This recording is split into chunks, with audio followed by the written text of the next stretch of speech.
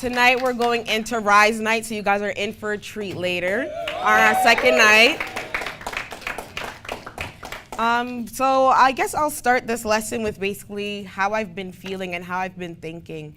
Typically with my lessons, I would say it's pretty put together and I have a flow of like what scriptures or stories I'm trying to get across. But I would say like for this lesson, it's more so, I would say personal and just about regular thoughts and feelings that I've been having around this season and around this time, and thoughts that have spiraled into deeper thoughts and deeper thoughts. So today I would say it's not really buttoned up. It's not really with the script, but it's basically just open conversation on the vibe and the new era and the transitional period that we're really going through right now. Even this week, I was not doing the best. From like Monday, I had a fever, I had chills, I couldn't walk too long because I was getting out of breath. This week, randomly, I was going through it. I was thugging it out. I was going through it. So from Monday, even my parents were saying like, you know, you gotta call in someone and like get them to do the lesson because it's clear that you're not going up. But I really tried to push through because even I was having a conversation with Jeremiah recently, and I was like, I've just been thinking deeper about the season and deeper about like post 40th year milestone, deeper about what that means for Israel, deeper about the great substance that is on its way to come and what it means to see a prophecy unfold, deeper about just everything, like even when we sing worship and everything, it's deeper, it's different in this season. There's a different essence to it. So I really wanted to get the opportunity to not necessarily do a buttoned up lesson, but to get a message across today. So I'm happy to say that I was able to make it to this podium. I was really happy to make it to this podium and really just bring you guys through basically everything that I've been feeling and wanting to get across. So I would say that recently maybe for the past 2 weeks, I've been talking to my mom just about Caribbean life, because in the Caribbean, they have an essence of culture almost. Like a lot of them grew up walking in backwards. A lot of them grew up knowing separation from the child. Like when a baby is born, you don't bring it outside, or you go outside with the baby and you put a sheet over not necessarily the crib, over the stroller, so that people can't really see your baby and touch your baby and look at the baby's face. They had to come in at a certain time because they knew in the evening it brought different problems. Even in the Caribbean, we know from one to another the essence of purification, of washing meat before you even cook it, like little small things like that. And then the world wonders, and even we wonder in the Caribbean ourselves, like, why do we do the things that we do? Why do we think that way? Why do we act that way? Why is that natural for us? And a lot of them don't know why they do what they do. Sometimes they just say, oh, I learned it from my mom, or I learned it from my grandma, or this is just what we do. And it's like almost their mind cannot even conceive why they move in the way that they do, almost as if their spirit is moving in a fashion of muscle memory, because it knows their creator and it knows that they're doing godly things, but they don't know how they're doing godly things. They don't even know that it is godly, but yet the spirit is moving the body in ways that are in the fashion of our foreparents, in ways that it's in the fashion of what the God of Abraham, Isaac, and Jacob wanted for us in the beginning. And then you wonder how is that for us, that we move in godly ways, even without knowing the truth, and even with having our God removed from us for centuries and centuries and centuries and losing our culture, how still then do we grow up cultural? And it's like that light is still within us that no one can quench. And then we wonder like how we survived all these years after slavery. How are we still standing? And it's like, even the song that we sing at the nation, like, we survived because we were purchased by a mightier hand.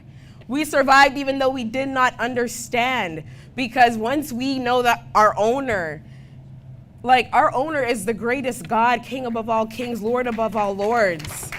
So if he created it, then no man can quench it.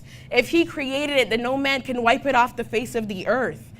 They try to remove our culture and our God from us, but yet we still move in godly ways. It's like you see, let's just say a computer, and it's been from like the last century, you're trying to scrub it clean, and you're trying to erase the files that's been on there. But then when you plug it back in and you give it power, even though it doesn't work to its fullest capacity, it still works in the same fashion that it was built to work in because of the code that was implemented into that software in the beginning. So it's like our bodies is still moving according to that code. We just don't know the essence of our power. But for us, now that we see that we are Israelites, we understand that power because of our elder Shadrach, the messenger that was given back to us. We understand where our blessings come from. We understand that we are the chosen people of the greatest God, the God of Abraham, the God of Isaac, and the God of Jacob. So that's a privilege and a blessing. And now that we've regained, I would say that knowledge and that self-awareness, I don't think as Israel we truly understand the power that we have access to.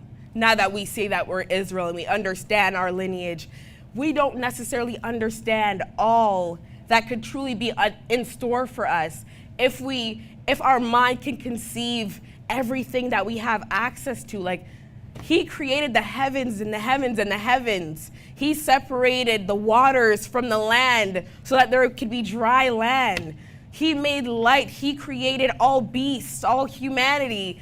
It is our God, the greatest God. If he wants to snap his fingers and the world be demolished, he can easily do so. And that is the power that we have access to. The one who controls everything, the one who governs everything, the one who gives man favor and who hardens hearts. We have direct access to that. And no other nation, no other people can claim that. And even when I was going through this thought process, and I was like, I was talking to my dad about it, and I was like, we go all the way back from Adam. Like, we could say we go all the way back from Adam. And he was like, not necessarily. In terms of skin color, if you want to say, the color of our skin came from Adam because it was made from the soil, then sure. But when we talk about a chosen people, once the earth became blemished from what Adam and Eve were doing, the God of Israel, he turned away. He took his hands off the wheel. And he said, you know what? I'm going to sit back. I'm going to wait. And I'm going to look for a people after my own heart. And then came Seth. And through Seth was the appointed seed through whom the godly lineage would continue. And then we are of that godly lineage. So when I start from here, I'm not going to start from Adam. I'm going to start from the godly lineage because now we are a product of that godly lineage. And then when you look at Noah, who was spared in the time of judgment of the world, and then God chose him through whom humanity and righteousness would come out of. We are the product of that righteousness. When we look at Abram, who had the covenant and whose name was changed to Abraham and who was actually called a friend of God. Like, this is not a fantasy story. This is not folklore, but this is you and I. So when we talk about things of our foreparents and of our forefathers, it is personal. So what other nation can say that they were a friend of God? What other nation can say that God dwelt among them? What other nation can say that God chose them to be a godly lineage on earth? Like, the God of Israel is the God above all gods and the God in the heavens, but we are made to be godly on earth. And I think that is just so deep and so intricate and complex within itself that he made his people, their purpose was to be like a God amongst others on the land. So it's like with us, if we truly believe that, then we let his light and his work shine through us. But if we diminish ourselves to not see ourselves as godly amongst other nations, then that is why we're in the predicament that we are in, because we limit that. We put a cap to that. We put a cap to what God can do and how he can move and his powers. It is us. When we look at Shem received the blessings, and we are that seed of Shem. When we look at Jacob received that birthright, and Jacob was surnamed to Israel, and we are of that divine lineage. So when we look at everything that is in store for us and God's chosen people, and we think that it is ourselves, now you have to understand the access to the world that we have. Because very much because we're in the world, we think, okay, We have to network. I have to get my boss to like me to get a promotion. I have to be good to this one so that it can come back around and, they can be good unto me. But it's like, why are we worrying about that when the God of Israel gives the favor? He puts favor in man's heart. So if we pray to him, if we put him at the forefront of every single thing that we do, everything will be positive unto us. Everything that we do will flourish and will thrive easily because we know that we have access to the greatest power, the greatest source that there is. He made man in his own image and likeness, and that is us. So even when I say about people in the Caribbean moving in a way of muscle memory, their spirit moving in a way of muscle memory, it's because they are in that likeness. They're in that likeness of God, and which is why they do the godly things. So I just feel like it was such a spiral of thoughts and feelings and emotions that even I was bewildered. Like, I don't even think with this whole awakening that I even truly understand. And maybe it's something that we truly can't even conceive in this life, because maybe then we'll all start getting a big head and be boastful and think nothing bad can happen to us. Like, maybe there is a reason why we cannot conceive all that we can do with the power of our God, because we might be too mighty. Like, I don't know, we might be too mighty on this earth. And that's just something to really think about. And then when you look even at the Passover story, it's like people look up to the heavens and they call upon the gods. But when we cry and when we yearn and when we plead, the greatest God answers to us. And it's like, even when we talk about that ownership and that relationship with the God of Israel, the same way that you are children unto him, he is a God unto you. Even with our parents, the same way that you're their kid, like, that's my mom, that's my dad. So the same way that we have to work and serve him, he works and basically, if you want to say, he serves us. Like, we cry and we plead and we yearn. And the greatest God who made all the other gods, who casts out demons and devils and evilness and wickedness in thy name, he works for you as well. So I will even go back to the Passover story, because I was even talking to my dad about this once again recently, and I was like, maybe I won't really touch on Passover, because everyone has done a lesson on Passover within like the last 3 weeks. But it's, what angle do you want to take at the same story? So I would say with this portion of the Passover story that I want to touch on, I'll just stick with the plagues, because I want to look at it in a viewpoint of a love story. So it's not necessarily, we call it War of the Gods. We call Passover War of the Gods. But why was this War of the Gods taking place? Because you touched his children, and woe unto any man that goes against the kids of the true and living God. So I will say go to Exodus 10.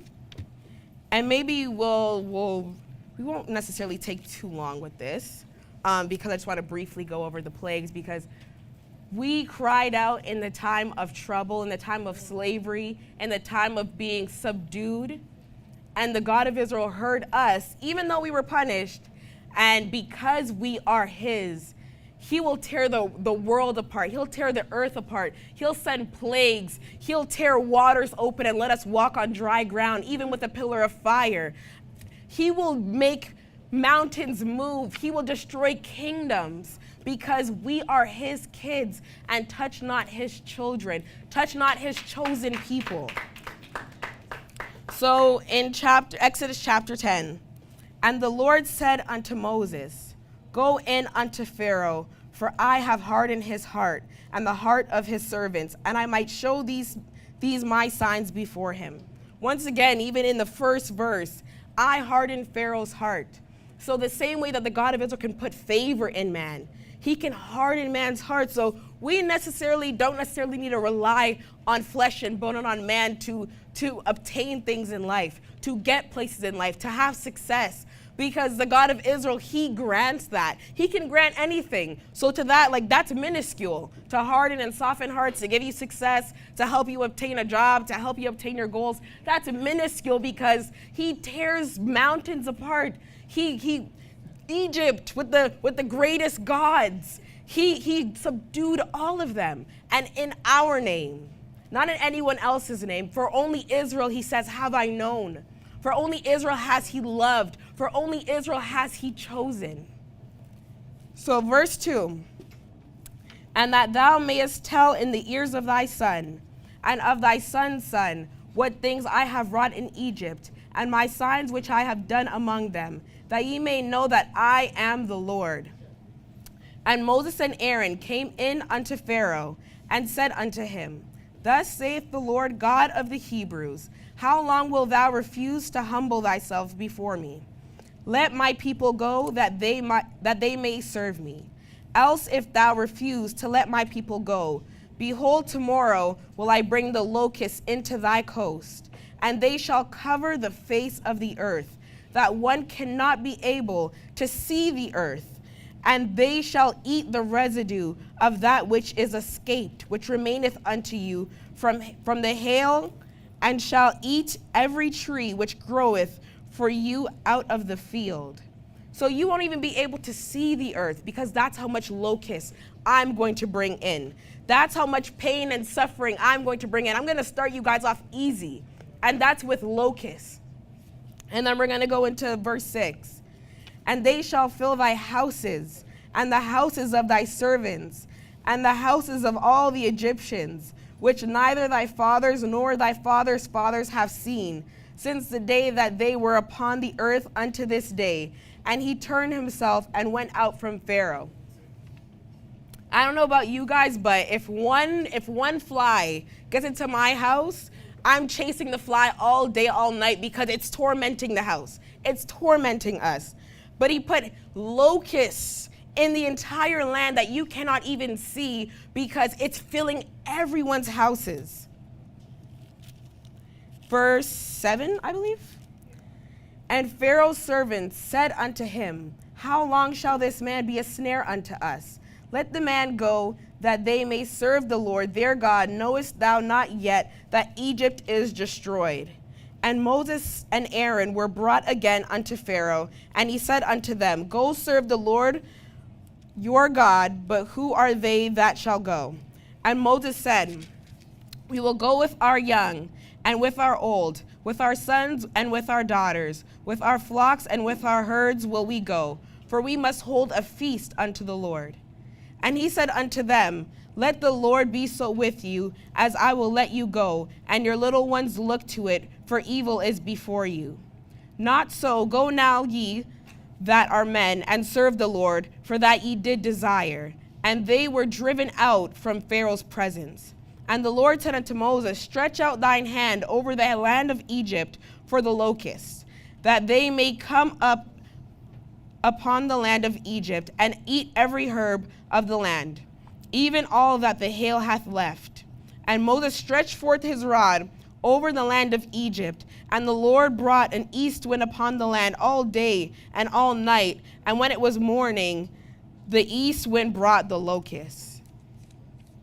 So even with Moses stretching forth his hand and the locusts coming, would you even think that Moses would be able to do that miracle if in his brain he had uncertainty and doubt and believed, I couldn't do this, like this is not for me. The Lord can't physically do this through me, that I stretch forth my hand and plagues come down. It would have never happened, but because he knew that connection that he had with the Almighty Spirit, with the Almighty power, with the greatest God, the God of Abraham, the God of Isaac, and the God of Jacob, only then was the Spirit able to work in ways that were godly. Only then was the Spirit able to do miracles and do wonders, because of that internal belief with zero doubt and with unwavering faith. So I will go to verse 12. And the Lord said, verse 13. And Moses stretched forth his rod over the land of Egypt, and the Lord brought an east wind upon the land all day and all that night. And when it was morning, the east wind brought the locusts. And the locusts went up over the land of Egypt and rested in all the coasts of Egypt. Very grievous were they before them. There were no such locusts as they, neither after them shall be such. For they covered the face of the whole earth, so that the land was darkened. And they did eat every herb of the land and all the fruit of the trees which the hail had left. And there remained not any green thing in the trees, or in the herbs of the field through all the land of Egypt. The locusts destroyed everything, destroyed every growing thing, destroyed every plant, every tree. The locusts did their job, and that was being a pain unto Egypt. Then Pharaoh called for Moses and Aaron in haste, and he said, I have sinned against the Lord your God and against you. So now it's making us seem like he knows the error of his ways. But as we know, the God of Israel hardened his heart so that he could do more for us, so that he can avenge us. So all this was happening once again for our name's sake. All this was happening in our name. Now therefore forgive, I pray thee, my sin only this once, and entreat the Lord your God, that he may take away from me this death only. And he went out from Pharaoh and entreated the Lord. And the Lord turned a mighty strong west wind, which took away the locusts, and cast them into the Red Sea. There remained not one locust in all the coasts of Egypt. But the Lord hardened Pharaoh's heart, so that he would not let the children of Israel go. And the Lord said unto Moses, stretch out thine hand towards heaven, that there may be darkness over the land of Egypt, even darkness which may be felt. And Moses stretched forth his hand towards the heavens, and there was a thick darkness in the land of Egypt 3 days. They saw not one another, neither rose any from his place for 3 days, but all the children of Israel had light in their dwellings. So it was dark for everyone else, but for his children, we had light in our dwellings. And Pharaoh called unto Moses and said, go ye serve the Lord, only let your flocks and your herds be stayed. Let your little ones also go with you. And Moses said, thou must give us also sacrifices and burnt offerings. And burnt offerings, am I on verse? Oh yeah, and burnt offerings, that we may sacrifice unto the Lord our God. Our cattle also shall go with us. There shall not an hoof be left behind, for therefore must we take to serve the Lord our God, and we must not with what we must serve the Lord until we come thither. But the Lord hardened Pharaoh's heart, and he would not let them go.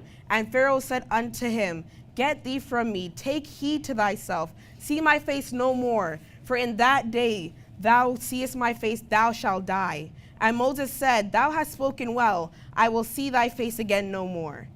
And then if we just go to, we'll stick with the 11th chapter, and we'll just go until verse 6, because I feel like that will be the cap for the plagues.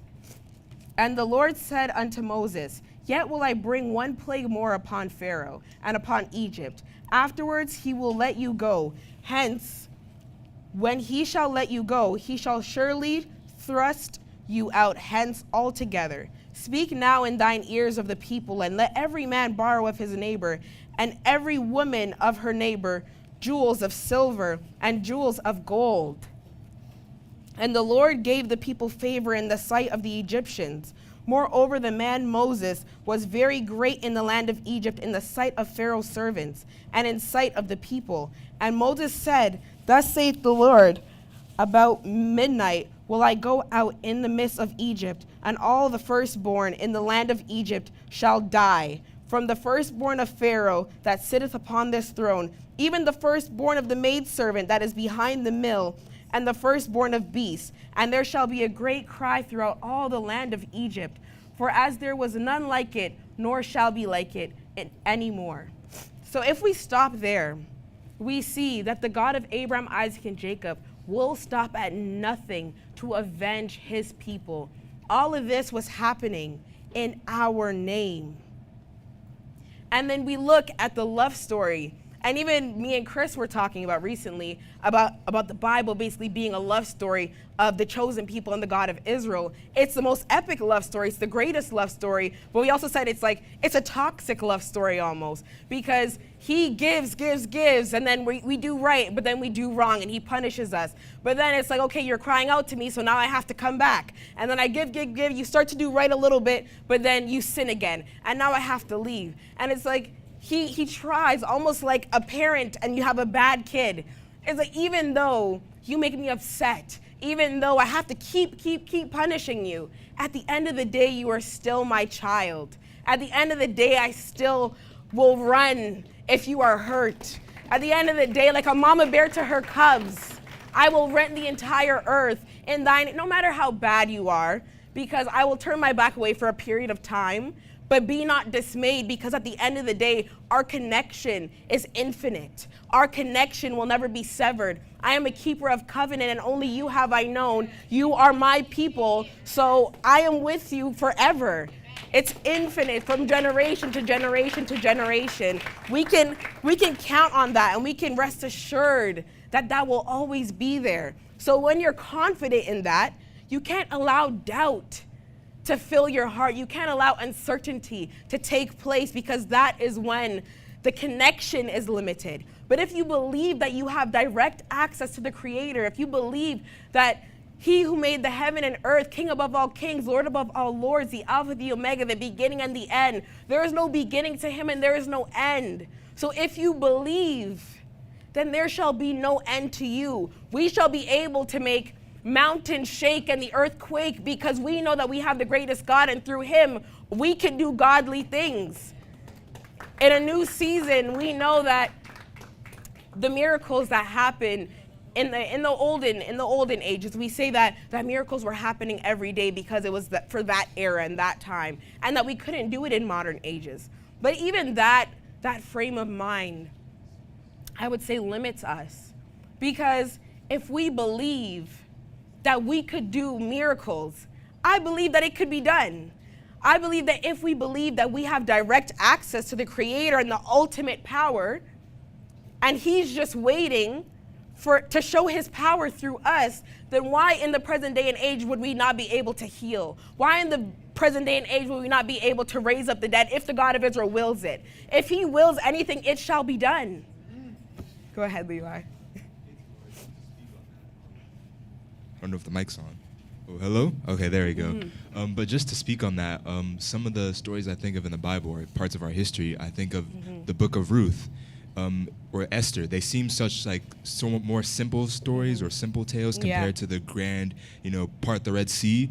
But what I love about them is how relatable they are, because you don't have a situation where God comes down to save the day. Yeah. It's about you and your own faith and what you do, and how Ruth's small own actions and her own, just being herself and her own dedication would eventually lead to such more greater things. So I feel like that's the same kind of mindset we have to have going into this, where even the smallest miracle can spiral into something so huge. So that's just my mindset. Good point.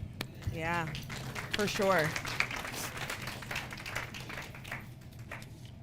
So this war, like we said, was personal, and it was on our behalf. And it was a great war, and it was deep, and it was raw, and it was for His children. And then if we go even to, I'll make a quick mention to Hebrews 12.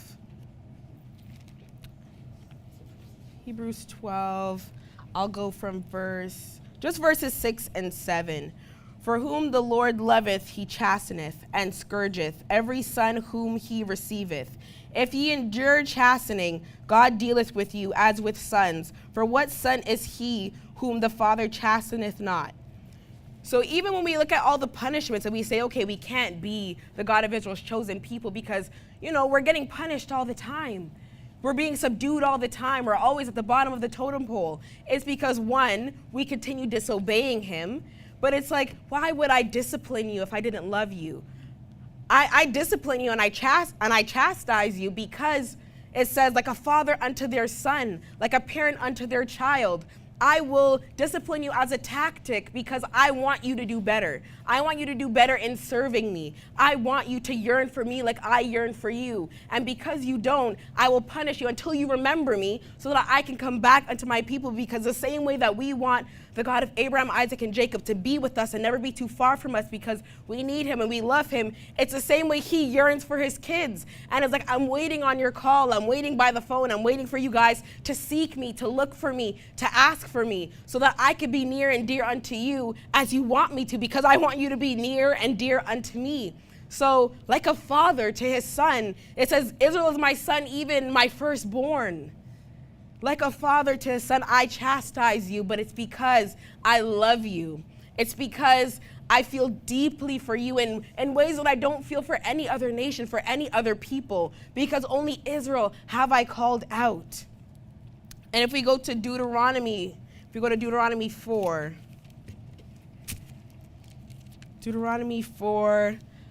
I will go to the verse 32.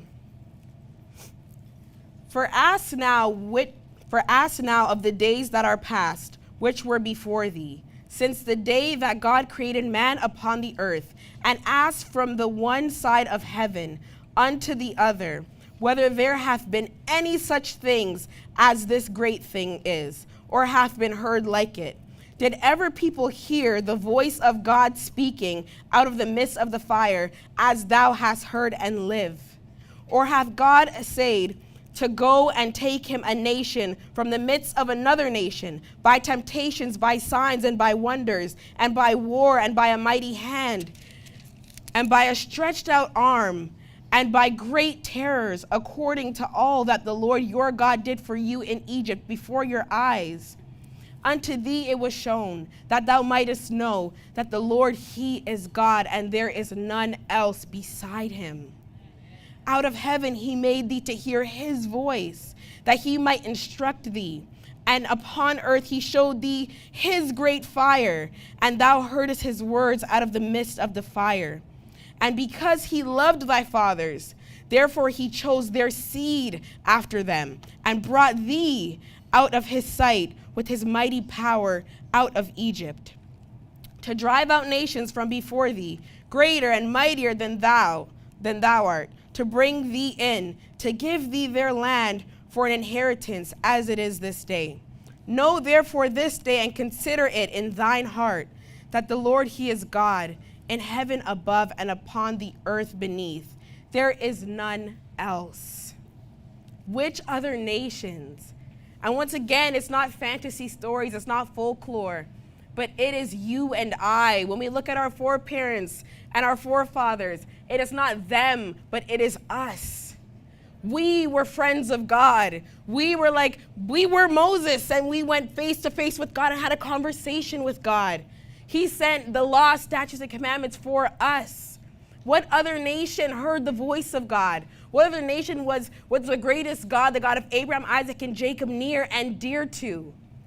Brethren and guests, it was only you and I. For only Israel have I known. For only Israel do I cast out demons and devils. For only Israel do I conquer the greatest of all kings, the greatest of all nations, the greatest gods in the earth. Only for Israel, only for my children. And once again, that is you and I. I want to get the message and the point across, that it is you and I, so that we no longer have that doubt and that uncertainty, and especially going into the past, I would say the 40th year milestone, and wanting great things and great substance to come our way. We always, once again, we're flesh and bone, so we look like, okay, when is it happening for us? When is it happening for us?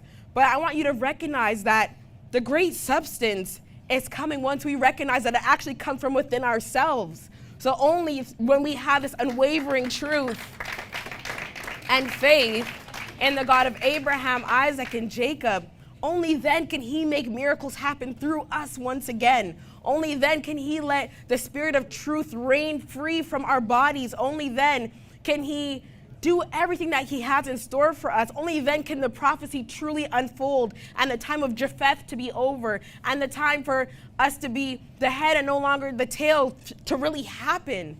is only when we realize that the great substance, it doesn't come like God raining down manna. It doesn't come straight from the sky and land in our laps, but it comes from within us.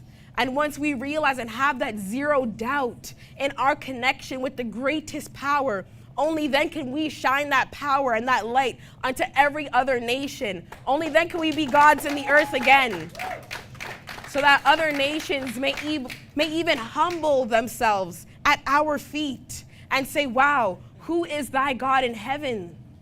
Because you are like a God on earth. It said Moses was made like a God on earth.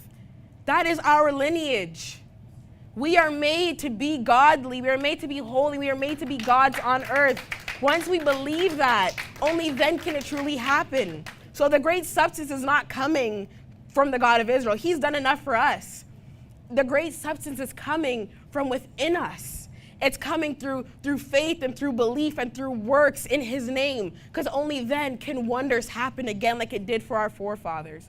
Only then can the earth open up and swallow our enemies whole like it did for our forefathers. Only then can we once again make mountains shake and the earth quake through just our own being, because we understand that connection to the greatest power. Only then can it happen again. So if we're looking post 40th year and we're waiting for the checks to hit, if we're waiting for I don't know, success to just be knocking at our door, then you're in the wrong place. You're in the wrong place and you're looking from the wrong God.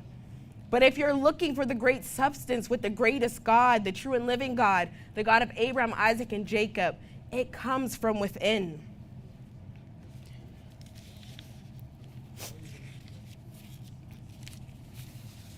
So I would say it's time for us to be a spiritual people once again.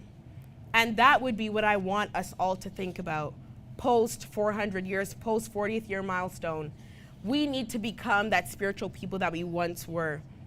And only then can our people not be subdued. But like I said, in the Caribbean, we still move in a godly manner without even knowing it. We're still superior. Like if Caribbean people cook, okay, I'll eat from them. Like if anybody else cooks, I'm not really touching the pot. If it's gonna be a Jacobite that's on stage, okay, I know I'm in for a treat. They're gonna be the best singers, the best dancers. They're gonna be the best in sports. So we're still superior, not economically, but we still are superior. But imagine if we truly understood whose we are and where our blessings come from. There's no limit. I want to say the sky's the limit, but there really is no limit. There's no cap. And once we believe that, only then can it truly happen and take its place. So like I say, it is us that limits God. It is not God that limits his people. Because even when the God of Israel was telling Moses to go and speak unto the children of Israel, he was saying, but I'm not great with my speech. I'm not great at public speaking. I'm not great at talking. But he said, don't I make man's mouth? Like, I am that I am. Like, almost like, this is silly. Like, I cast out demons and devils in thy name. I harden hearts and I give thee favor. And I do all these things. And you're talking to me about you're not eloquently spoken. So because you guys are so flesh and bone, once again, you know what? I'll send you with Aaron. But in itself, it's like, once again, even in the most simple way, you limit me. You don't know that Moses could have been the best public speaker in front of Israel and in front of Pharaoh. He probably could have been the bravest and the best. But once again, you're limited. But I'm not great, God. I have a stutter. I'm slow of speech. But I make man's mouth. So what are we talking about? If you just believe, it shall be done. If you just have faith, it shall be done. It says man has faith and God honors it. So we have faith, it's going to be done.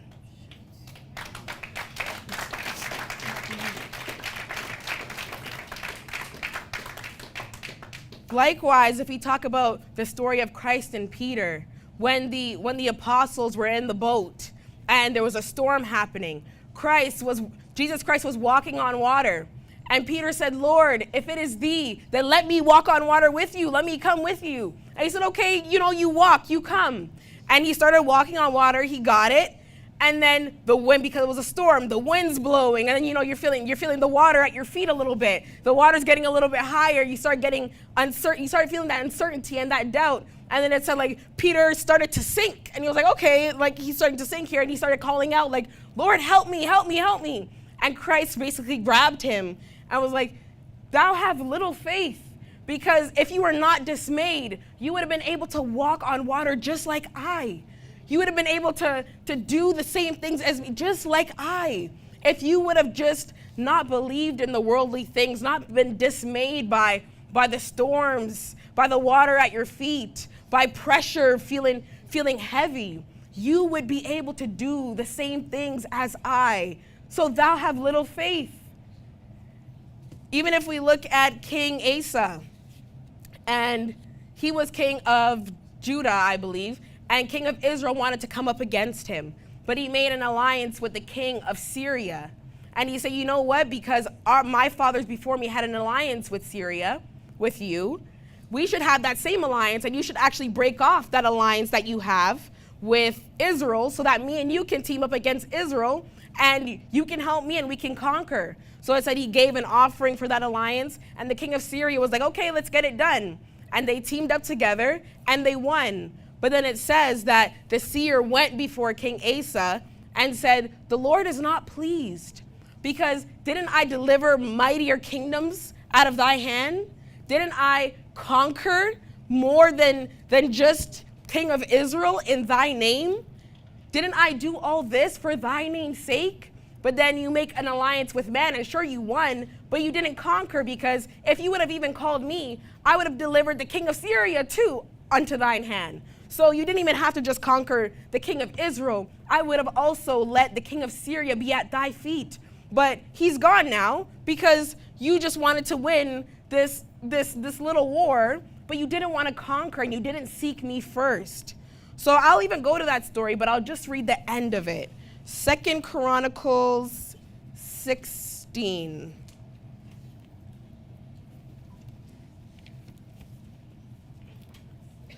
And I will only read from verses 7 to 9. So yes, Hanani is the seer. And at that time, Hanani the seer came to Asa, king of Judah, and said unto him, because thou hast relied on the king of Syria, and not relied on the Lord thy God, therefore is the host of the king of Syria escaped out of thine hand. Were not the Ethiopians and the Lubims a huge host, with very many chariots and horsemen? Yet because thou didst rely on the Lord, he delivered them into thine hand. For the eyes of the Lord run to and fro throughout the whole earth, to show himself strong in the behalf of them whose heart is perfect toward him. Herein thou hast done foolishly. Therefore from henceforth thou shalt have wars. So he was actually punished for this. Because you did not seek me, you were punished. Because you did not see me, you did not conquer. But I also love that it says that the eyes of the Lord run to and fro throughout the whole earth to show himself strong in the behalf of them whose heart is perfect towards him. So once again, whose heart is perfect towards him. So it comes from within us. It starts with us first to have that substance. It starts with us first to make miracles happen. It starts with us first to do wondrous works, because he looks for a man whose heart is perfect towards him, so he can use that spirit as the spirit moves the body, and use that spirit to showcase his power. But because King Asa did not do that, they were punished. So another and the last thing that I want to note is that when Jesus Christ knew his time was coming, he spoke to the apostles and he said, hey, if you guys believe in me, because the apostles knew that Christ, they knew the difference between Jesus and Christ. They knew that Christ and the God of Abraham, Isaac, and Jacob were one. They had the truth like you and I have the truth. But they were also ordinary people just like us. And he said, you know what? If you believe that what I'm saying to you is true, if you believe in me and you believe in the Father, then you guys shall do greater works than I. And it actually came to pass that the apostles actually performed more miracles than Jesus Christ did in his time. because the apostles understood the essence of what I'm trying to get across to you guys today. To have that zero doubt, to understand the connection to their greatest power. He said, if you believe, you shall do more than I. And they did. Uncle Colin. You're talking about faith. Can you hear me? Okay. You know, sometimes you do your little prayer thing, but you're kind of waiting for a sign. How that work? I couldn't really tell you how that works. Sometimes you pray, you look for signs, but once again, I feel like that's just because we're flesh and bone, and that's like almost our nature. It's like, okay, like, is God hearing me? Let me see something. Okay, did he hear this prayer? Let me watch, let me look, let me see what happens. But it comes, and we always do see signs, to be honest. It's all just about being still and waiting. But we need to, once again, maybe even get out of that practice of looking for signs. Because it says, even in the Bible, of the God of Abraham, Isaac, and Jacob reminding his children, like, remember what I did in Egypt? Remember when I did it this story? Remember what I did with Shion and Og? So like, we already have the signs when you really look at it. And if we believe that it is us that are like our foreparents, we have all the signs. We have the Bible, we have the book. So if we have the book that is record of all the signs of the greatest love story, what makes us think that we are different? Because that's what comes in when we limit the God of Abraham, Isaac, and Jacob. It's thinking that we're different. But like I say, it's not, okay, this happened to Moses, this happened to Abraham. This happened to us. We are of that same lineage, of that same vine. It is us. I see you. I'm going to try to get this out without probably crying. So Uncle Colin asked you a question, and I kind of felt like it was a setup. And I'll tell you why. So he asked you about when you pray and sign and wonders. I can't see you. How do you get sign and wonders, or do you pray for that kind of thing? And I say, well, I feel like it's a setup, because this morning, our master teacher, Elder, a question was asked of him, and in his answer, he said, if you're looking for signs, that pretty much means that there's something wrong with your faith. 100%. And why, hold 100%. on, why I don't want to get, or I will get emotional, is you weren't here this morning. And it amazes me so much that the answer that you gave was what our elder told us this morning, Tamar Holder. Like, do you understand what that would do to an auntie that's raised our children? And to see you, it literally felt like a setup. And I'm sitting there, I'm like, okay, Tamar, get the answer kind of thing. And you said it perfectly. So to you and the young people, continue to make us proud. Thank you, Auntie.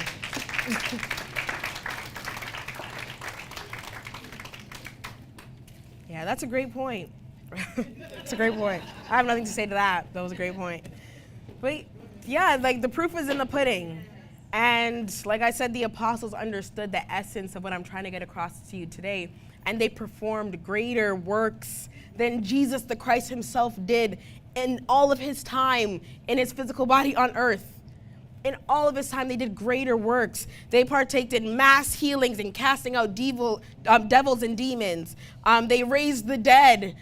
They were doing beyond one's imagination, because their mind was able to conceive all the greatness. And because of that, greatness spewed out of them. It even says that Paul, they would take his handkerchiefs and his aprons, and they would go to the spots that pure diseased people were staying, and they would give them the aprons and the handkerchiefs, and just touching Paul's garment alone, they were healed, and all evil spirits were casted from them. So it's like they believed so much that even their clothing was a virtue of that essence of power. Like, even their garments, handkerchiefs and aprons, they would bring to the diseased and the sick for healing, and they were healed. So I don't know how we get back there, but it's something to work towards, especially post 40th year milestone, especially trying to have that great substance, especially wanting our people to be in a better position than we ever were. It's not physical. It's not for them to really get get jobs in government. It's not really for them to sit in seats of power and to have diversity, but it's to get back to the truest power, the truth, to feel the Holy Ghost and the spirit of understanding to dwell among them once again. So quickly, I would say if I even have enough time, I will go to Acts 28, and I'll just even read one of the miracles that was performed by Paul. Acts 28, I will only read from verses 1 to 9. So before this, I would say that Paul was a prisoner on his way to Rome, and basically the ship got destroyed. And he said, you know what? I believe that we'll all escape free and we'll all be safe of the shipwreck because I know and I feel that the God of Israel is with me. I feel that God is with me, so we'll all be good. And they were all good. And when now they land on an island, and this is where chapter 28 starts. And I'll only read till verse 9. So I'll kind of speed read this a little bit. And when they were escaped, then they knew that the island was called Melita. And the barbarous people showed us no little kindness, for they kindled a fire and received us everyone because of the present rain and because of the cold. And when Paul had gathered a bundle of sticks and laid them on the fire, there came a viper out of the heat and fastened on his hand. And when the barbarians saw the venomous beast hang on his hand, they said among themselves, no doubt this man is a murderer, whom thou he hath escaped and sea, who thou he hath escaped the sea. Yet vengeance suffereth not to live. So in these times, things like that happen to you, you've done something wrong. So it's like, clearly he's a murderer because this is punishment, like this is righteousness. And so verse 5, and he shook off the beast into the fire and felt no harm. Howbeit they looked when he should have swollen or fallen down suddenly, because he was bitten by a venomous snake. But after they had looked a great while and saw no harm come to him, they changed their minds and said that he was a god. In the same quarters were possessions of the chief man of the island, whose name was Publius, who received us and lodged us 3 days courteously. And it came to pass that the father of Publius lay sick of a fever and a bloody flux, to whom Paul entered in and prayed and laid his hands on him and healed him.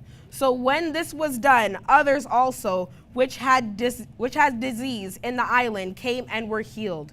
So not only did he get bitten by a venomous snake, but nothing happened to him. Everybody was waiting for him to swell up or fall down or just to die immediately. But not only was he whole, unfazed, but then he went on to not only healing to not only healing the father of Publius, but then after, he did mass healing after that. So once again, I say the sky is not even the limit. There is no limit to what you can do if you believe.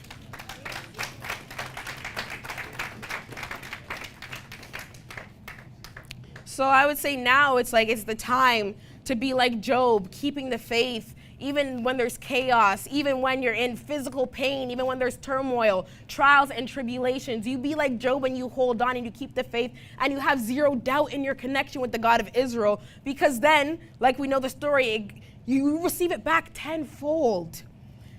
We have to be like Elijah on Mount Carmel and say, you know what, everybody with their little g gods, any God wants to come up against me. We feel that pride and we feel boastful, and we have that unwavering faith because we know that our God, the greatest God, will deliver us. So we get even a little cocky like Elijah did, like, okay, maybe your God sleepeth. Like, do you guys need more time? You want to try again? We can go all day. However long you guys need, you just let me know when it's my time. Because I know that when it's my time, my God, the greatest God, will deliver me. We have to be like Elijah in those times. We have to be even like David in those times and go against giants, because no matter how big and gigantic you are, he who made man will deliver me. So no matter how you look, he who created all things on heaven and in earth, He will deliver me himself, the greatest God, the greatest source. He himself will deliver me. So a giant is nothing. And then on top of that, you're a Philistine and you're uncircumcised, so it's light lifting. Like, it's really, it's light work. It's really light lifting. We have to remember those times, honestly. We even have to be like Jehoshaphat, and it said in the war against the Moabites and the Ammonites, and as a collective, they prayed and they fasted to the greatest God, the God of Abraham, Isaac, and Jacob. And then that war was even called God's war. And they just praised that battle. They just praised because it was God's war, because you guys prayed and you fasted. Now I'm going to and you guys believed, now I'm going to let my power showcase through you guys. So you guys are good. You guys are great. Now I'm going to take the war into my hands. Even when we go back to Egypt and Passover again, like that was God's war because of his children. The same here. It was God's war because his children had faith in him and believed in him. So he came and delivered them same way. It's time to be like John the Baptist, preaching the gospel, preaching the truth, preaching the doctrine up until our last and very breath, and continue paving that way and calling fellow Jacobites back home and back to the nation, because that in the Israelite nation, worldwide ministries, that is only where this truth resides. It is only where the essence of life resides. And that is because of our teacher, our master teacher, our elder Shadrach, who has brought the name of our God back to us, who has brought culture back to us, who has showed us clearly in the Bible the laws, statutes, the commandments, so that we may even govern ourselves accordingly and have a stronger relationship with our God, the greatest God, the creator of all things. So it's right now, post 40th year, post 400 years, it's time. It's time to be like Caleb and like Joshua and say, no matter what the eyes see, we move forward, we go forth. No matter what our eyes are there to see, we move forward because we know who is backing us. We know the power that we have when we rely on the greatest God, the God of Abraham, the God of Isaac, and the God of Jacob. Because once we believe that and have that zero doubt, only can God work freely. Only can he move mountains. Only can he work through us once we no longer have that internal barrier. Then we're working freely, he's working freely, and we're making miracles and doing big things together. And we're rising to the top easily. So I would say I would leave you with that. I want you guys to soak that in, ponder in thought, even take my message into the Passover season. And don't let this message slip away from you, because once again, it lies within us. And it starts from with us and correcting and redirecting our inward parts so that we may be godly and godlike even amongst other nations once again. But thank you for your time, brethren. Peace. This is the 40-year celebration of the Israelite nation worldwide ministries.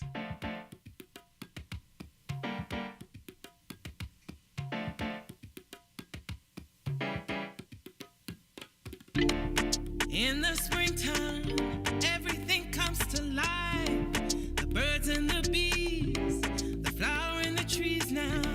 The animals away from hibernation. And this is all our God's creation. Happy New Year. It is a big Happy New Year.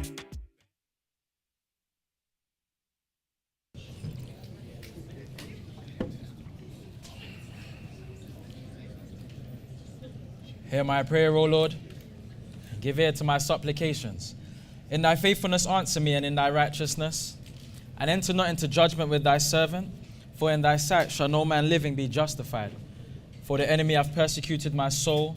He hath smitten my life down to the ground. He hath made me to dwell in darkness, as those that have been long dead. Therefore is my spirit overwhelmed within me.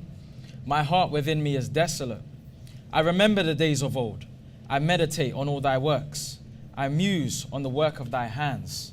I stretch forth my hands unto thee.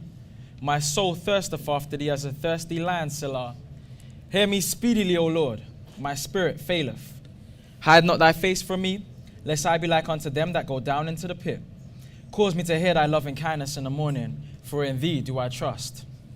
Cause me to know the way wherein I should walk, For I lift up my soul unto thee.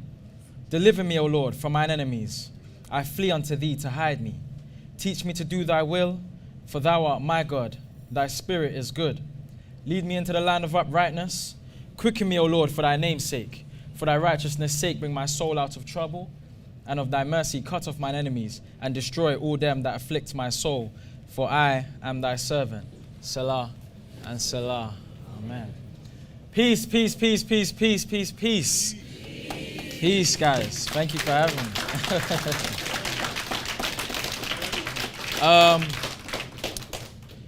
This is a super special time, right? Can we agree? It's the time of the Lord's Passover and the Feast of Unleavened Bread. We have to make some noise for that. Make some noise for that. Everything that we do, right? Everything that we do through the instruction of our elder Shadrach is scriptural. When we read scriptures like Luke 2, we can see that Jesus and his parents went every year to Jerusalem after the custom of the feast. And every single year, even today, we have Israel from all over the world in this very room, from here yesterday, all for the rest of the week, keeping that very same culture. We have to be thankful, guys. We have to be thankful. And if you're not here and if you're at home, you're missing out. And you need to do what needs to be done so that you could be here keeping the Lord's Passover with us next year. Yeah. All right? Can we get a round of applause for Tamar?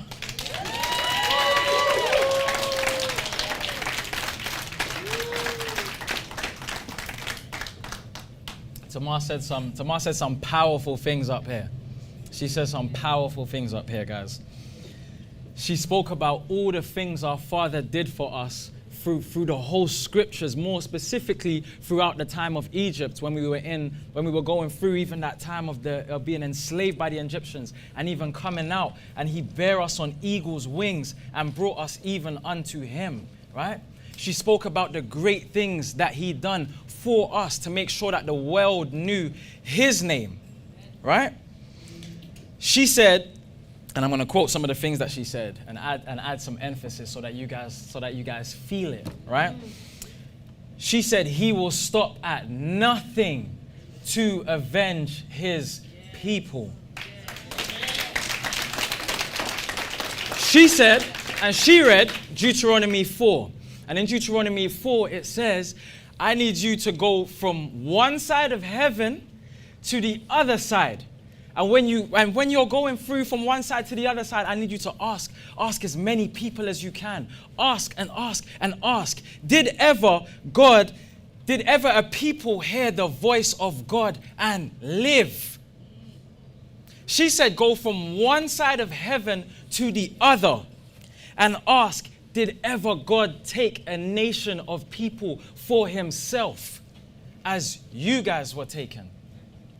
She asked you to go from one side of heaven to the other to find out if God ever brought a people unto him and made them his own by temptations, by signs, by wonders, by war, and by a mighty hand. Go out from one side of heaven to the other and ask, did God ever do that for a people as he did for each and every single one of you that are facing me this day, as the Lord your God did before your very eyes in Egypt? That's what our Father did for us, guys. And we need to understand that when Tamar is saying these things, we have to put ourselves in the scriptures. We have to really visualize, really try to understand what's being said. You can't just let it fly over your head like a story, or that's a cool story from like 1,000 years ago. No, guys, this is me and you. This is our history that we're learning. That book is an Israelite book. Do we understand that? I have a question. And my question is, if we know all of that, sometimes, not all of us, but sometimes I ask, why don't we do what is required of us? You guys think that? Sometimes we go through life blasé, Mary Poppins, because I'm from England. Blase, Mary Poppins, just thinking that life is sweet, life is cool, life is gravy. But we have requirements that we have to live by. As Tamar said, it's like a toxic love relationship, but it's conditional. Should you do all the things that are required of you, then you will have X, Y, and Z. But sometimes me and you, we don't do what's required of us. Turn your Bibles to Isaiah, please. Isaiah 43. And I want to go from verse 3. I'm not going to stay here long because I really want to get into my lesson. Isaiah 43 says, "For I am the Lord thy God, the Holy One of Israel, thy Savior. I gave Egypt for thy ransom, Ethiopia and Seba for thee. Since you, Israel, was precious in my sight, thou, when I say thou, I'm talking about you, right? You hast been honorable, and I have loved thee. Therefore will I give men for thy life, and will I give men for thee and people for thy life." And then it goes on to say, "Fear not, for I am with thee. I will bring thy seed from the east and gather thee from the west. I will say to the north, give up, and to the south, keep not back. Bring my sons from far and my daughters from the ends of the earth. Even everyone that is called by my name, for I have created him for" what? Finish that for me, please. Louder, louder, louder, louder. "For my glory. I have formed him, yea, I've made him. Bring forth the blind people that have eyes, and the deaf that have ears. Let all the nations be gathered together, and let the people be assembled. Who among them can declare this and show us former things? Let them bring forth their witnesses that they may be justified, or let them hear and say it is truth." This is what I need you guys to pay attention now, right? You are my witnesses, saith the Lord, and my servant whom I have chosen, that ye may know and believe me and understand that" what? Again, you guys are sleepy. "That I am" what? "Before me there was no God formed. No God formed. Neither shall there be after me. I, even I, am the Lord. And beside me there is" what? "No Savior. I have declared and have saved and I have showed when there was no strange God among you. Therefore ye are my witnesses, saith the Lord, that I am God.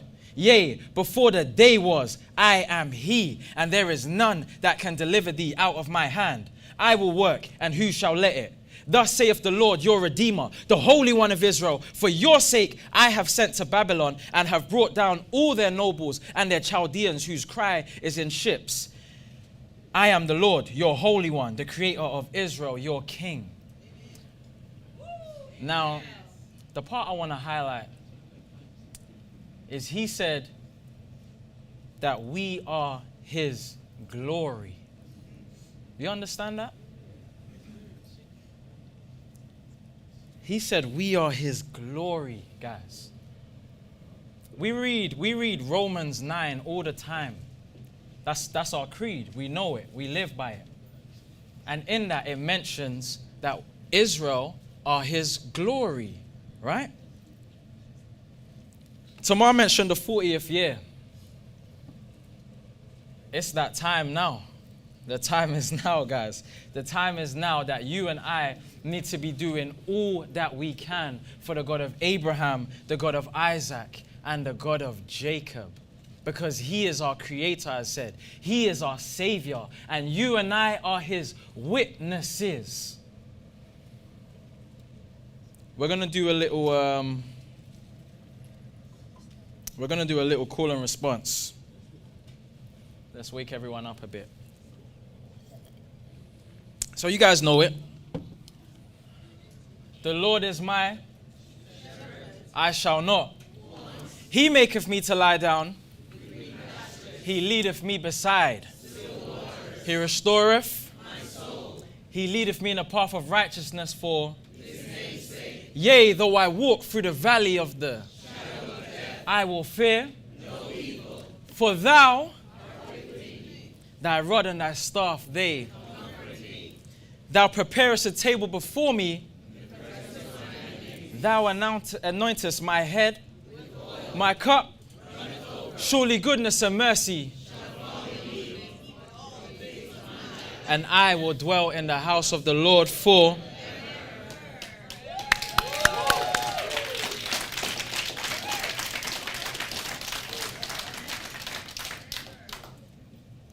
He said, he leadeth us in a path of righteousness for his name's sake. I'm going to stop there for a second because sometimes, and we were able to recite the scripture because we know it off by heart, right? Everybody in here knows it off by heart. But sometimes when you know it off by heart, or sometimes when you're just so used to reciting it, you allow the words to just go straight over your head. He said, or it says, he leadeth me in the path of righteousness for his name's sake. His name's sake. Just a second ago, it spoke about us being his glory. When he looks down into the earth and he sees his glory, he's talking about you and I. It says he leadeth us in the path of righteousness for his name's sake. You know what a namesake is? A namesake is when you are named after somebody. You and I are called the children of Israel. You and I are the house of Israel. You and I are the very Israelites that are spoken about in this book. Here, representing the God of Abraham, the God of Isaac, and the God of Jacob. So that when people see royalty, when people look at us, they see the royalty of our Father. That's how we need to hold ourselves, guys. And so I say that to say, what's our duty? What's the duty of man? You guys are quiet again. What's the whole duty of man? To fear God and to keep his commandments, right? Okay, cool. So we all know the duty. That's good. I'm glad everyone said it because you know why? Once you know it, you're no longer ignorant. He says, the whole duty of man is to fear God and to keep his commandments. You guys all just said it back to me. I ask you where that is in the Bible. You say, I'm hearing Ecclesiastes, but I'm hearing it with no chest. Ecclesiastes 12. Ecclesiastes 12 from Ray Sean. Verse 13. And it says the whole duty of man is to fear God and to keep his commandments. We know it. We can recite it. I do a call and response. You guys can easily finish my sentence. We know what a duty of man, we know what our duty is, right? And there's been lessons on what our duty is. So I'm not going to go into what our duty is. I'm going to go into what is a duty. Because I think sometimes that's the escaping factor. We know the duty, we can recite it, we know it. I ask you, where is it? You can pull out Ecclesiastes 12 super fast, probably quicker than everyone out there. But knowing the duty and living by it, and even understanding what a duty is, are very different things, right? Definition from Google, I think this one is. A duty is defined as a moral or legal obligation that requires an individual to act in a certain way. It arises from ethical principles or moral values guiding individuals in determining what is right from what is wrong. The etymology of the word duty means an obligatory service, that which ought to be done. We know what that means? Do we know what that means? Yeah? Let me tell you guys a story, because I want you guys to understand duty better, right? Once upon a time, I'm going to go over a story like that, so this ain't a Bible story. Once upon a time, there was a fireman named Sam. And I need you to follow me for a second because I'm gonna give you an anecdote that's going to link to duty, right? Once upon a time, there was a fireman named Sam. Sam lived in a quiet town far away, and Sam particularly was known for his bravery and his deep sense of duty, right? One night, he's sitting with his family, they're having dinner, and his pager goes off. You guys know what a pager is? The older guys definitely know what a pager is. For the younger guys, a pager I'm not that old, so I'm going off what I saw on Google, right? A pager is something that they had it on their hip here. I don't think it took calls. You guys are gonna have to let me know. I don't think it took calls, but it took messages, right? It would bling like beep beep beep, and then you would take it off your pocket. You'll see who's messaging me, right? So Sam's this fireman, and he lives in a quiet town, and he's sitting with his family, but he's got his pager on because he's a fireman. You know, anytime they could get called to the scene, right? He's having dinner with his family. His pager goes off, opens it up, and he sees that there's a high blazing fire just on the outskirts of town. Now, I told you guys that Sam is known for his deep sense of bravery and his deep sense of duty. That's what he's known for. He's known as that guy. If there's a cat in a tree, he's there.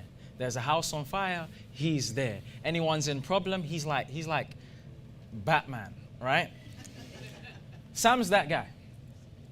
Pager goes off, high blazing fire. He's sitting with his family. Without a second thought, he jumps up, grabs all of his gear. He puts his backpack on. He puts his jacket on. He gets his helmet. He runs to his family. He gives his wife, he has a wife and kids, by the way. He gives his wife and kids a kiss goodbye, puts on his helmet and runs straight out the door without a second thought. That's Sam. That's the kind of guy Sam is. And right now, there's an emergency. You've got a high blazing fire. Sam's driving over, and you know when there's I don't know if you guys saw the ones in Turkey. It's like a glow. It's like a glow, and out on the outside of the glow, it's like a thick, dark smoke. As he's driving over, he can see the thick, dark smoke, and he's getting over. And Sam's really realizing the severity of the situation that he's approaching right now. Remember, he got the call, and he, without second thought, gear on, straight through the door, kissed his family goodbye, and was gone. So as he's approaching, Sam's the first one there, guys. He's the first one there. Gets out of his car, runs over to the house. He can hear, he can hear the wood crackling almost. At that point, he's got two options. Sam either waits for backup, and the chance of survival is minimal because he's hearing the cracking. It's gonna get weak, and inside is an elderly family called the Thompsons. So he's got two options. He waits for backup. By that time, the likelihood is that the wood's gonna decrease in strength and cave in on top of them.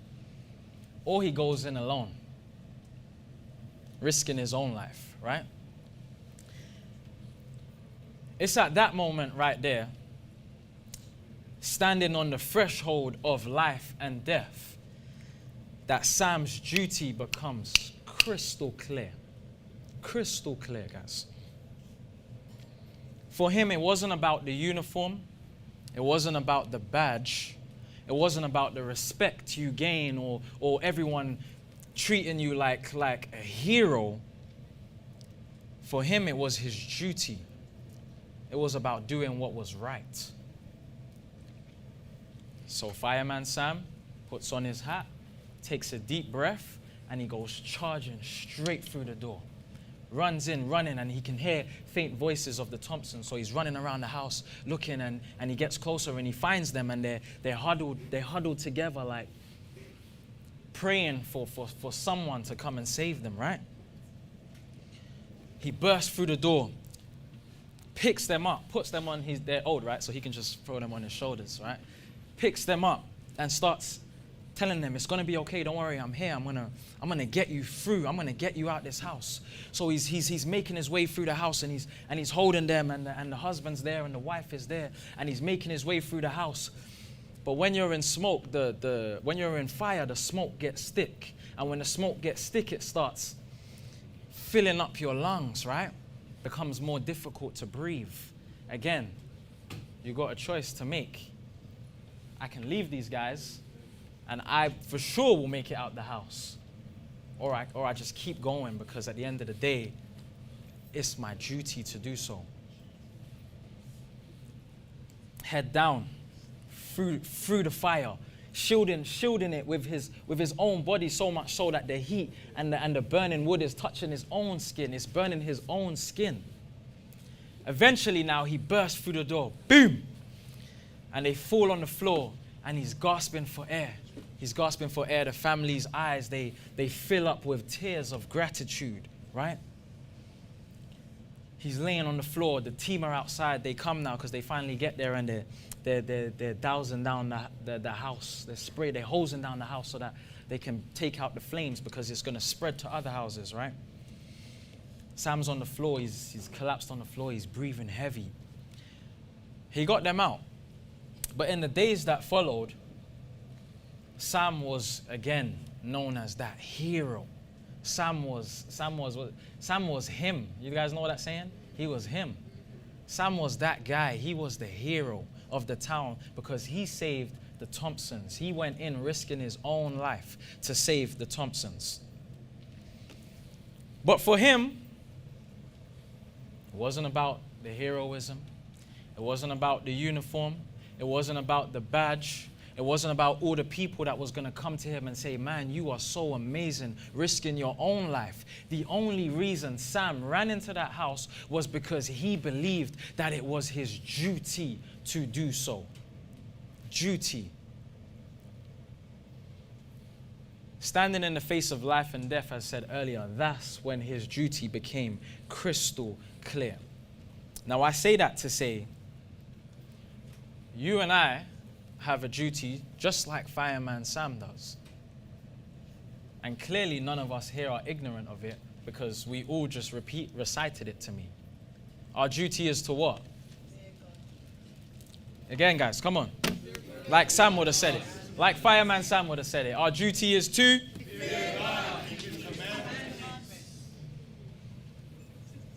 So I ask, and I say that to say from the bottom of your heart, do you believe that you are doing all that your duty requires you to do? It is the 40th year, guys. Our elder Shadrach, he was adhering to his duty. And for 40 years, he's been taking up that mantle and leading us to make sure that the house of the God of Abraham, the God of Isaac, and the God of Jacob is rebuilt. 40 years later, we have a building of our own. We have a constitution. We have an anthem. We have an emblem. We have a flag. And that is due to our elder Shadrach's obedience and his deep sense of duty, guys. I say that to say, again, it's the 40th year. Are we going to dig deep and adhere to our duty? Is it within each and every single one of you to dig deep and adhere to our duty, which is to fear God and to keep his commandments? What are the commandments? Throw them out to me. Come on, it can't be hard. Like, they're literally right here, guys. Come on. You guys are still not talking with chest and the answer's right in front of you. You guys have the answers to the exam and everyone's still talking quietly. Commandment number 1, thou shalt have no other God before me. 2, thou shalt not make unto thee any graven image or likeness of anything that is in the heaven above or and that is in the earth beneath. And it goes on, but I'm going to move on. Number 3 is thou shalt not take the name of the Lord thy God in vain. Number 4 is to remember the Sabbath day and to keep it holy. Number 5 is to honor thy father and thy mother. Number 6 is thou shalt not kill. 7, thou shalt not commit adultery. 8, thou shalt not steal. 9, thou shalt not bear false witness against thy neighbor. And 10, thou shalt not covet thy neighbor's house. And thou shalt not covet thy neighbor's wife, nor his manservant. Anything that belongeth to the neighbor, you shall not covet. But the commandments, I don't know if you guys, from what I just read to you, did it say anything there about Friday and Saturday? Or attending Friday and Saturday, should I say? Did it say anything in there about the new moon and the Sabbath? Trick question. Said it about the Sabbath, but not the new moon. But you guys aren't saying it with chest. Did it say anything in the commandments about paying your tithes? Did it say anything in the commandments about joining a department and being an active member of the Israelite Nation Worldwide Ministries? Right. Because the duty of man is two parts. The second part was to keep his commandments. And the first part was to fear God. Right? It's the fear of the God of Abraham, the God of Isaac, and the God of Jacob that allows you and I to recognize what our duty is. It's the fear of the God of Abraham, the God of Isaac, and the God of Jacob that makes you and I come to Friday and Saturday service. It's the fear of the God of Abraham, the God of Isaac, and the God of Jacob that makes you and I pay our tithes. Because you and I are meant to understand that when we pay our tithes, it builds this house. It's the fear of the God of Abraham, the God of Isaac, and the God of Jacob that makes you and I join a department. The commandments is one part of it. But the fear of the God of Abraham, Isaac, and Jacob encapsulates everything else. That fear and that recognition for our duty is what made Daniel walk into a lion's den, fearing nothing. It's the fear and the recognition of our duty, the fear of the God of Abraham, the God of Isaac, and the God of Jacob that made Shadrach, Meshach, and Abednego walk into a fiery furnace, guys. A fiery furnace. Not a lighter. I put a light here and I'll tell you to put your finger on it. You're probably scared. A fiery furnace. The whole place is blazing with fire. And without fear, just because they didn't want to bow down to a man, they understood, and it was in the face of life and death. Just like Fireman Sam, that they understood that their duty became crystal clear. That they don't care whether it's a fiery furnace, whether it's a lion's den. I'm walking into there because I understand my duty.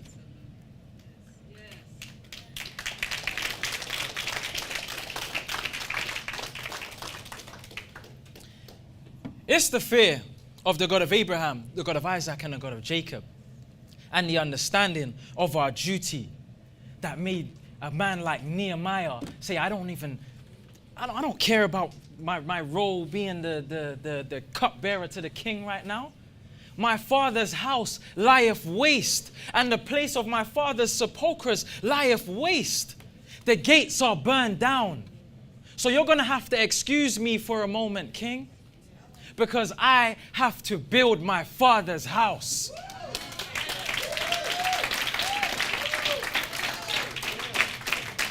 It's the fear of the God of Abraham, the God of Isaac, and the God of Jacob that made a man like Elijah say, go and bring your prophets. Go and get them, all of them. And we'll see whose God answers who. In fact, I'll give you guys a head start. Go get me some water.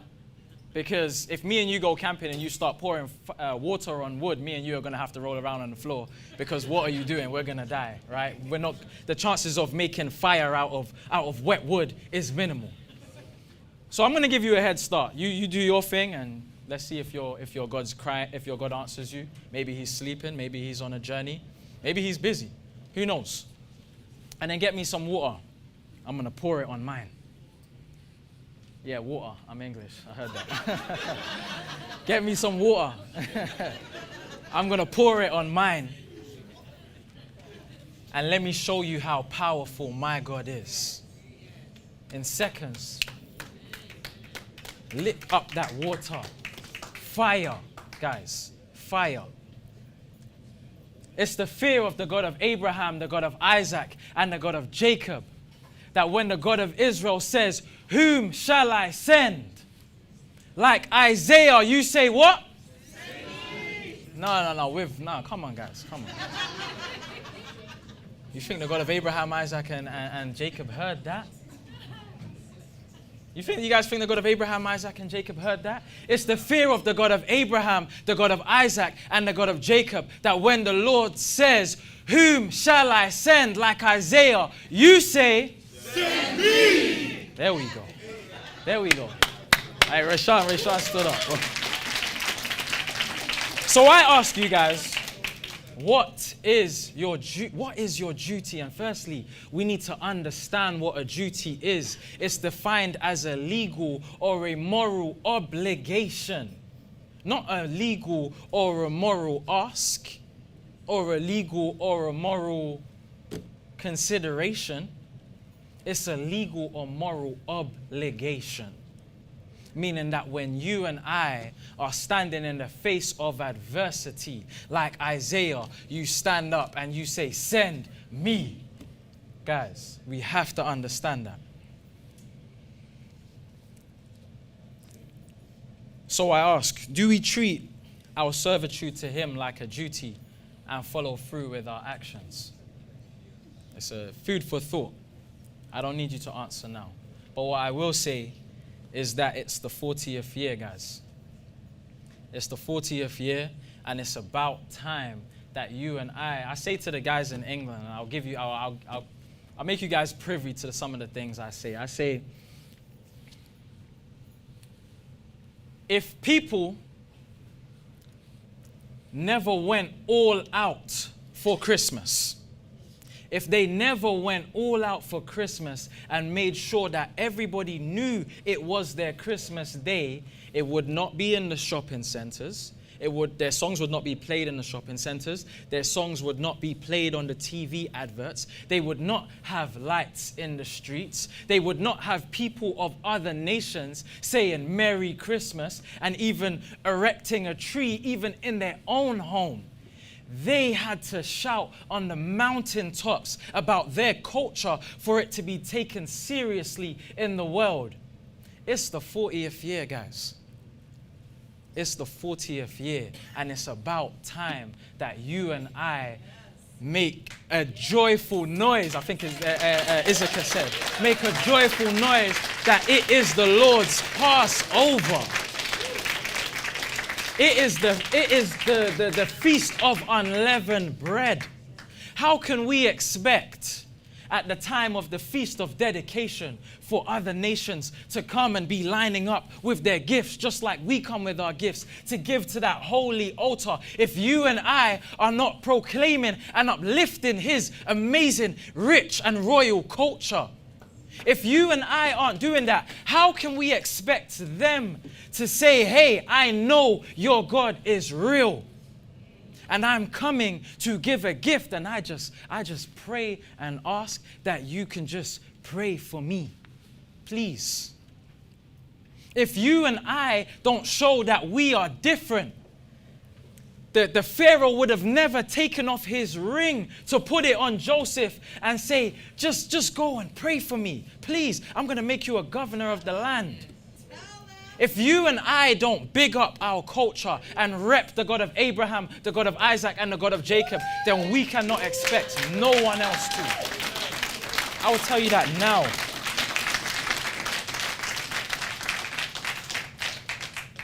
So it's the Lord's Passover, guys.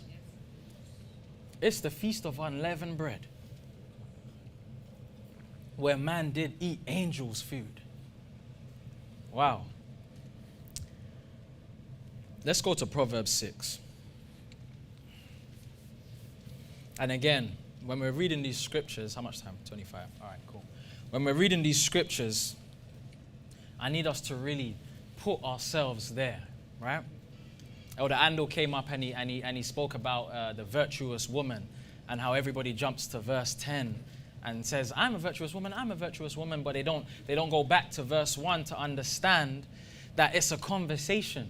It's a conversation between a mother and her son that's going to be king, right?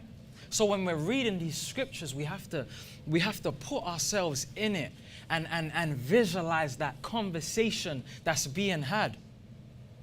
Proverbs 6 verse 1, like a conversation, like a dad talking to his son, it says, my son, if thou be surety for thy friend, If thou hast stricken thy hand with a stranger, thou art snared with the words of thy mouth. Thou art taken with the words of thy mouth. Now, son, I need you to do this now. And I'm going to mix it a little, but the words are still there because I want you to visualize the conversation that's being had. My son, I need you to do this now. And deliver thyself. When you art come into the hand of thy friend, go and humble thyself and make sure thy friend. But this is the part that I want to drive home to you guys today. So please, I hope you guys are with me in Proverbs 6, and people at home, I hope you have a King James version of the Bible. My son, verse 4, give not sleep to thine eyes, nor slumber to thine eyelids. Because some of us believe that we have forever and a day to get serious about the God of Abraham, Isaac, and Jacob.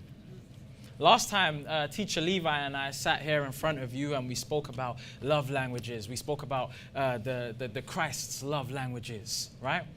The man that loves me is the man that keeps my commandments. They're up here. So if you're not doing that, do you love him? He said it, not me. We spoke about the man that believeth on me is the man that does as I do, right? And so this is saying, give not sleep nor slumber to thine eyelids. And I said, some of us act like we have forever and a day. That's where I was going. Teacher Levi and I taught you guys, and we said, Psalms 90 verse 12, teach us to number our days that we may incline or apply our hearts unto wisdom. Because if you had 18,382 pounds in the bank account and you decided to spend £1 a day, eventually that's going to get to zero. And like our days, they are numbered. Every day that we wake up, one less, one less, one less. Every week that we come here, 7 less, 7 less, 7 less. And eventually that's going to get to zero. And you and I will no longer have that breath of life in us. And all that we could have done is now no more. Everything you've done up until that very point, whether it's in 10,000 days, whether it's in 100 days, or whether it's in 10, that's it. And you have to hope that you done enough. I have to hope that I done enough. So I have to live by my duty. I have to make sure that I'm living it every day. I cannot go around sleeping forever, giving sleep to mine eyelids, as it says, nor slumber to thine eyelids. It says, deliver thyself as a roe from the hand of the hunter, and as a bird from the hand of the fowler, my son. And here's what I need you to do, my son. I really need you to be wise, and I need you to go to the ant. I don't mean physically go to the ant, son. I mean, I need you to study the ways of an ant, right? Because, son, you need to know that the ants which having, verse 7, no guide, overseer, or ruler, my son, are wise enough to provide her meat in the summer, and gathereth her food in the harvest. So how long will you sleep, O sluggard? When will you arise out of thy sleep, my son? Yet a little sleep, a little slumber, a little folding of the hands to sleep. That's cute. But then it goes to say, so shall thy poverty come as one that traveleth, and thy want as an armed man. So, son, I'm giving you all the wisdom. You know that it says, as you get older in age, the eyes become dim. When the eyes become dim, I believe, obviously I'm young, right? But as the eyes become dim, I believe that you've got a lot of reflection time, right? You've got a lot of reflection time because you're not seeing much, right? So the other senses, they heighten a little bit, right? And so you're at that point, you're thinking, well, I've got children and I need to make sure, right, my seed needs to continue. My seed needs to continue doing what it can do, right? Staying in this nation, serving the God of Abraham, the God of Isaac, and the God of Jacob. So while my eyes are dim and it's not like I can go anywhere, hey, son, come and sit down with me. Let me have a conversation with you and let me impart all the wisdom that I can unto you, right? And so with my wisdom, son, I'm telling you, I need you to be like the ant. Because an ant, they don't waste time. They don't need a king. They don't need a ruler. They don't need an overseer. They're smart enough to continue to do what they do every day, whether they're in a good mood, whether they're in a bad mood, whether they're hurt, whether they got an arrow to the chest, whether someone persecuted them, whether they're going through tribulation, whether they're going through hard times. The scripture says, though one go through hard times, I have never seen, it says, though one go through hard times, or it says, I have never seen the righteous forsaken, nor his seed begging bread. Meaning that it doesn't matter. You will go through hard times. It says, that's what it says. It says, though the steps of a good man, though he fall, he shall not be utterly cast down. This is a good man that's being described, not a bad one. Not a bad child. So even the good man is going to go through tough times. Some of us, we go through tough times and we, woe is me, and we want to cry about it in the car or wherever it is. And I'm not saying don't let out your feelings, right? What I'm saying is we have limited days. We don't have time to be wasting. It's the 40th year. And when I look at the Bible, I'll give you an insight into typically how I think.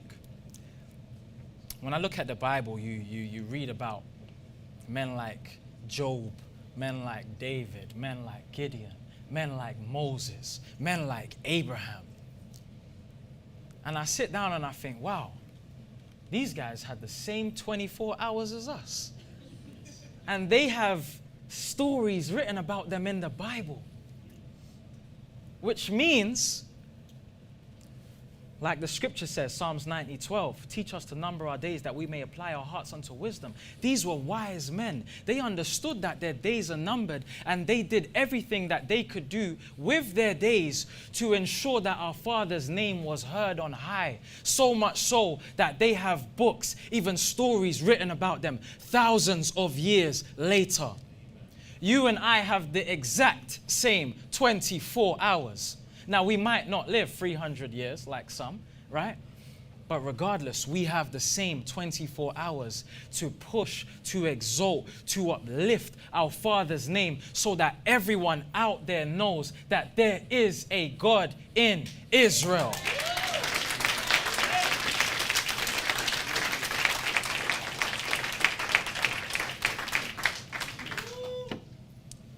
Any chess players in the house? Any chess players in the house? Okay, I'm going to rephrase the question. Any good chess players in the house? Right? Raise your hands. Let me see the confidence. Can you come to the mic for me for a second? So we have a grandmaster chess player stepping up to the mic. Yay. 2 questions for you. When playing chess, would you feel that you have major benefit in knowing your opponent's moves? Yes. Yes? Everyone heard that? Yes. Everyone at home, I'm assuming you heard that. If me and you were playing chess and you knew my moves, you think you'd win? I know I would. You know you'd win. I love that. I'll tell you why I love that. Thank you. Can we have a round of applause? He didn't even say yes. He said, I know I would, right? And you know, here's what we're going to do now, because I love that answer, right? Here's what we're going to do now. I asked ChatGPT, right? Because I saw this video online and I needed to really prove it for myself, right? I asked ChatGPT, and this was the prompt that I put in. I said, if you were the devil and you wanted to keep people as far away from God without them realizing it, how would you do it? Here's what ChatGPT said. 10 ways. 10 ways. And I'm going to walk you through them, right? Number 1, distraction with busyness. I would make people so busy with work, entertainment, and social media that they have no time for prayer, Bible reading, or church. I'd convince them that success and productivity matter more than their spiritual life. Number 2, I dilute the gospel. This is the words of ChatGPT, not mine. I didn't rephrase this, guys. It says I would dilute the gospel. I would spread false teachings that mix a little bit of truth with a lot of lies. I would push a feel-good, self-help version of religion that removes repentance, holiness, and the fear of God, which is our very duty. Number 3, it says I would normalize sin. I'd blur the lines between right and wrong, making sin seem harmless or even good. I'd promote the idea that everybody has their own truth so that they stop believing in absolute morality. 4, I'd create division in the church. I'd stir up arguments over petty things, worship styles, dress codes, traditions, so that people fight with each other instead of focusing on Christ. I'd make God's people critical and judgmental so that it turns people away from church. Number 5, I'd feed doubt and skepticism.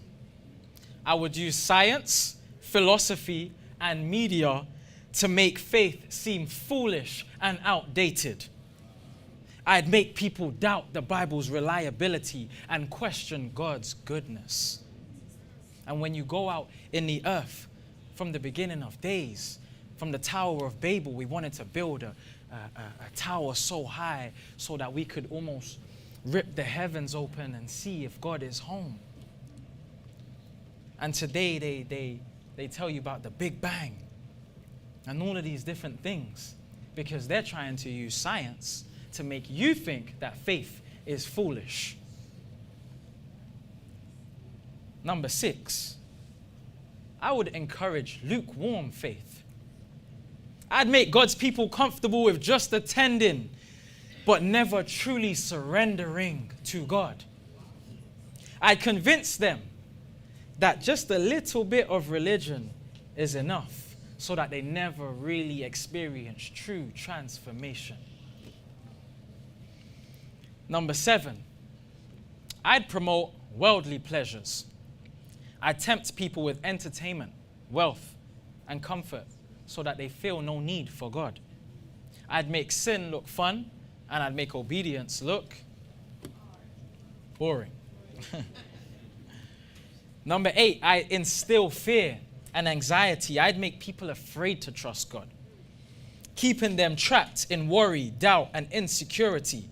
I'd convince them that God won't take care of them so that they rely on themselves. Number 9, I like this one. Not like I like it, like I would do it. I'd corrupt identity. I'd corrupt identity.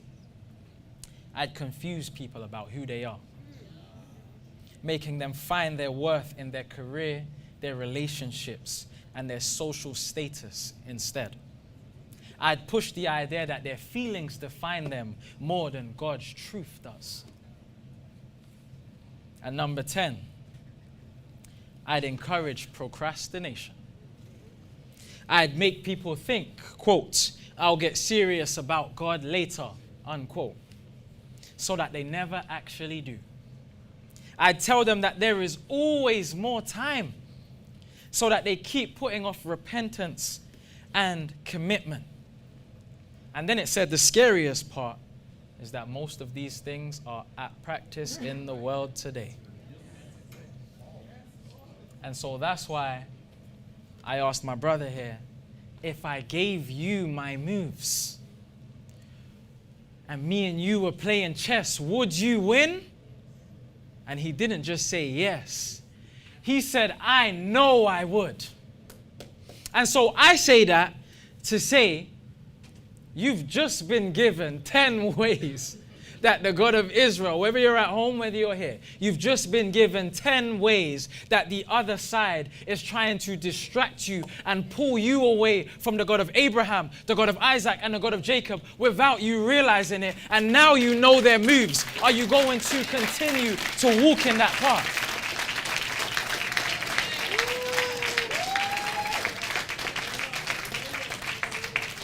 And all I can think about after that, all I could really think about after that was, could you imagine if that's ChatGPT, how much more wise the principalities and the spiritual wickedness in high places that we fight are? That's a simple ChatGPT search. Everyone, you got it on your phone right now?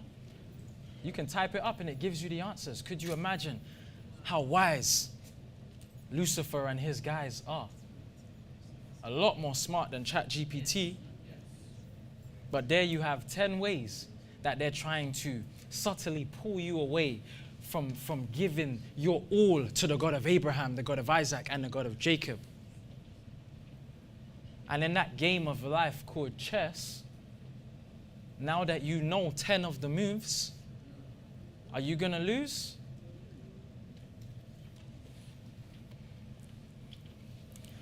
Joshua 24 verse 14 to 15 says, now therefore, fear the Lord and serve him in sincerity and in truth, and put away the gods which your fathers served on the other side of the flood and in Egypt, and serve ye the Lord. And if it seem evil unto you to serve the Lord, then choose you this day whom you will serve, whether the gods which your fathers served that are on the other side of the flood, or the gods of the Amorites in whose land ye dwell. But as for me and my house, as for me and the Israelite nation, as for me and Elder Shadrach and the Supreme Council, as for me and the branch leaders, as for me and my brethren that serve the God of Abraham, the God of Isaac, and the God of Jacob in spirit and in truth, we will serve the Lord.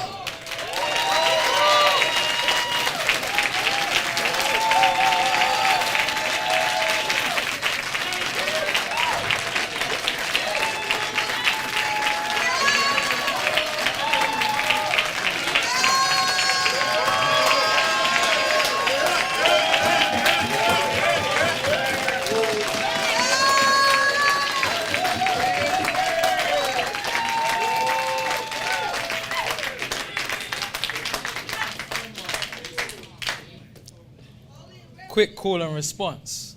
The Lord is my I shall not. He maketh me to lie down. He leadeth me beside. He restoreth. He leadeth me in the path of righteousness. Yea, though I walk, I will fear. For thou, thy rod and thy staff, thou preparest a table. Thou announcest my head, my cup. Surely goodness and mercy. And I will dwell in the house of the Lord forever. Selah and Selah. Amen. Hear, O Israel, the Lord our God, the Lord is one.